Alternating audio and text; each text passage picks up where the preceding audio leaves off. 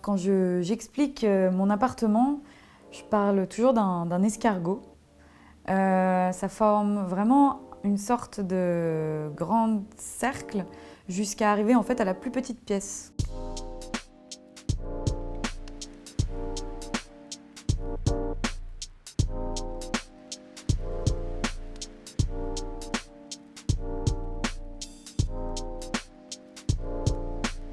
On se trouve dans le quartier de Bonne Nouvelle, à mi-chemin entre la Porte Saint-Denis et le Faubourg Poissonnière.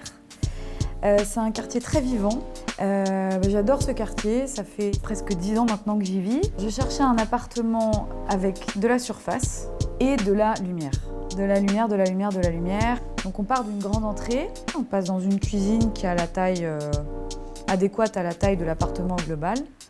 Ce grand salon, cette grande chambre, et finalement à la fin cette toute petite salle de bain, petite surprise à la fin de la visite. Dans l'entrée, qui est relativement grande, on avait tout un pan de mur à utiliser. On a en fait mis un lit dépliant contre le mur. On continue, on arrive dans la cuisine, qui est ouverte sur le salon au travers de grandes arches. Donc la cuisine avec îlot central, où on a une table de salle à manger incrustée en marbre vert. Ce salon est volontairement peu meublé pour garder cette impression d'espace et aussi faciliter le déplacement des meubles pour utiliser le grand miroir du fond de la pièce qui sert lors des cours de yoga que je donne.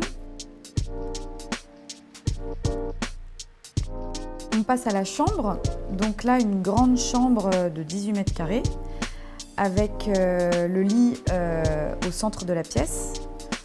Au lieu d'une tête de lit, on a une verrière et derrière cette verrière, on a un dressing qui fait un V sur deux pans de mur de la pièce pour enfin arriver dans la salle de bain qui termine l'escargot et qui donne par jeu de transparence sur l'entrée directement. Le papier peint, j'adore ça. C'est un élément qu'on peut utiliser pour vraiment orienter le style d'une pièce. Ce qui était bien, c'est qu'il n'y avait pas des gros travaux de fond. Et du coup, ça nous a permis de faire quelque chose qui aujourd'hui me semble avoir vraiment beaucoup de personnalité.